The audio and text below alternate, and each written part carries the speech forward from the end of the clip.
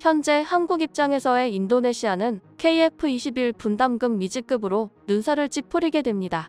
그런데 최근 KF-21과 아주 유사한 일이 또다시 벌어져 논란이 되고 있는데요. 한편에서는 차라리 인도네시아의 이러한 면이 국제사회에 밝혀지는 것이 오히려 문제 해결에 도움이 될 수 있다고 말합니다. 먼저 최근 인니 조코이 대통령은 한국에 방문해 양국이 진행하고 있는 다양한 사업에 대해 논의하는 모습을 보였습니다. 당시 인니 대통령은 현대자동차 남양연구소를 방문하며 인니가 전기차를 비롯한 자동차 인프라에 상당한 관심이 있는 것을 내비쳤습니다. 그리고 비즈니스 라운드 테이블을 열어 한국 5대 기업을 포함해 총 10여 개 기업 총수들과의 회동도 진행했습니다.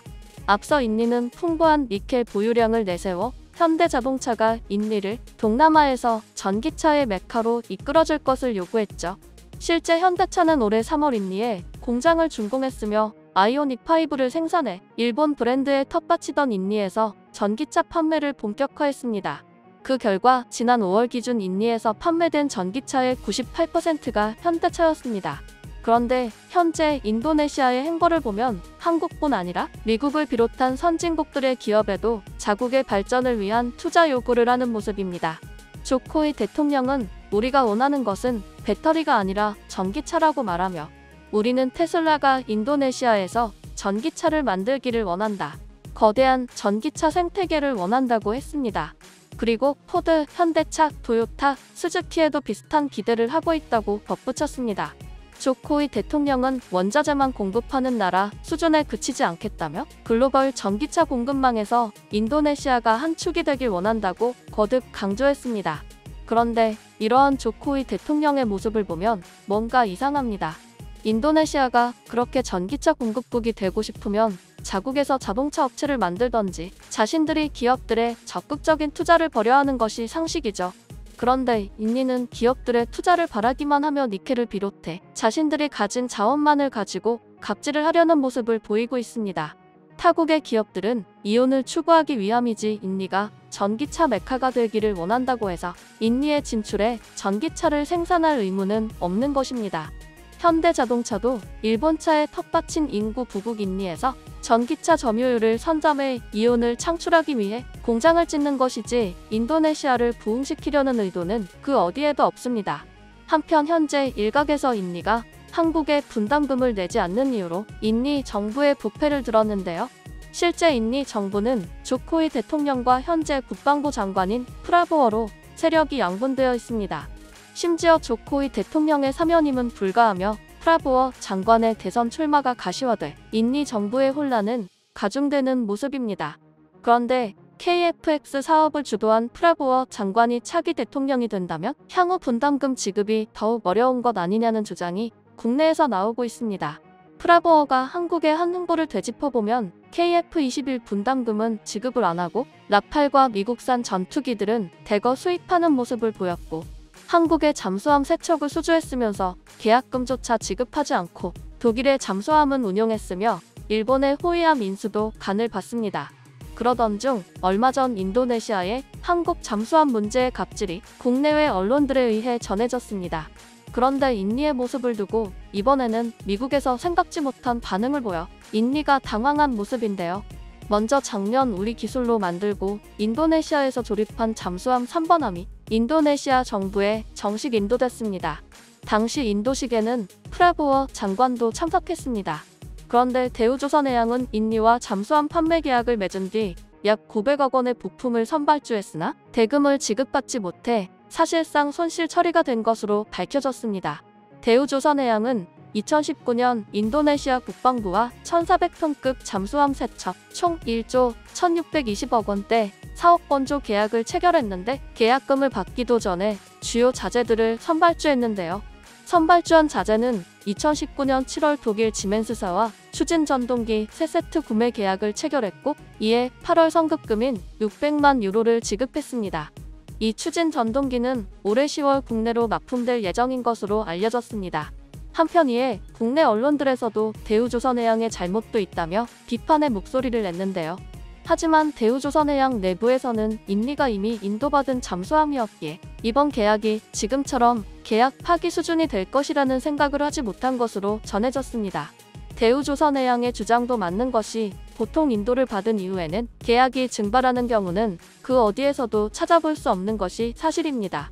국방사업에서 이러한 일방적 계약 파기를 찾아볼 수 없는 이유는 단순히 갈등에서 끝나지 않고 각국과 연결된 외교 문제까지 번질 수 있기 때문입니다.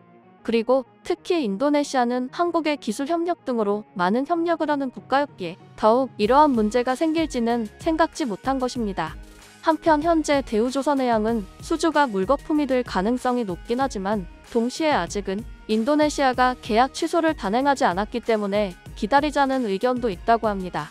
그런데 인도네시아는 현재 대우조선해양의 잠수함을 받아놓고 독일 선사의 잠수함을 계약하려는 움직임을 보이고 있다고 전해지는데요. 정말 KF-21 분담금 문제와 너무 똑같아 놀라울 지경입니다.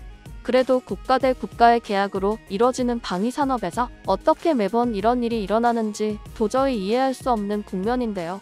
한편에서는 한국이 KF-21의 문제를 생각해 잠수함에서도 같은 일이 일어날 수 있다는 것을 인지했어야 한다고 주장하는데, 일각에서는 오히려 인도네시아가 다시 한번 오점을 남김으로써 이제는 전 세계가 인니의 모습을 알게 되었다는 주장도 합니다. 그리고 현재 혼란스러운 국제사회 속에서 군사력 증가부터 무기 도입까지 분명 인니도 한국산 방산을 무시할 수 없을 텐데 이럴수록 스스로 자신의 앞날을 망치는 것이라는 겁니다.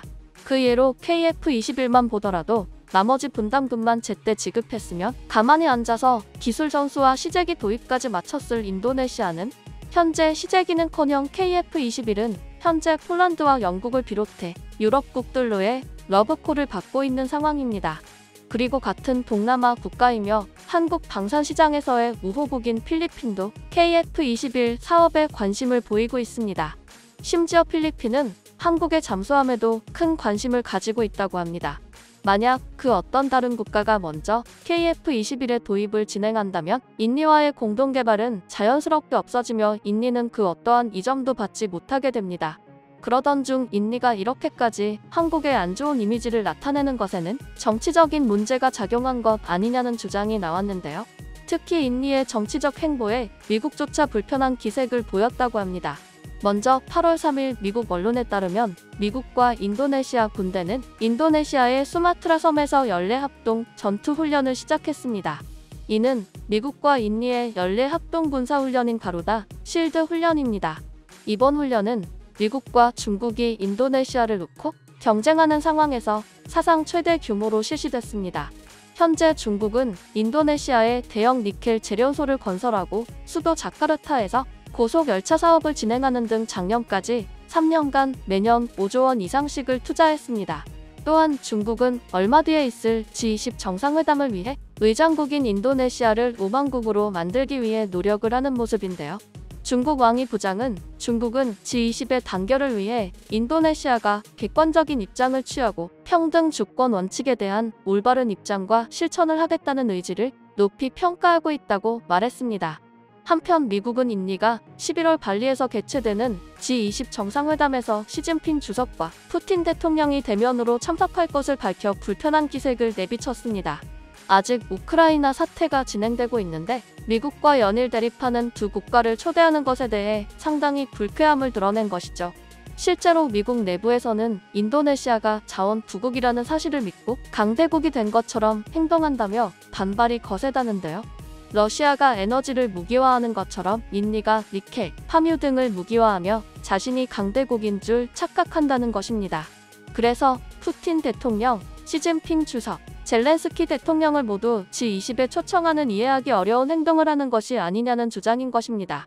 물론 인니의 입장에서 현재 급변하는 국제사회와 에너지 무기화를 이용해 존재감을 키우고 싶기도 하겠지만 국가 간의 신뢰를 잃고 외교적으로 안 좋은 모습을 보이는 것은 선을 넘었다는 것이 전문가들의 주장입니다. 또한 인니가 계속해서 국가 차원의 신뢰를 잃게 된다면 한국으로서도 수도 이전 등과 같은 사업도 참여하지 않을 수 있다는 것을 인니는 알아야 할 것입니다.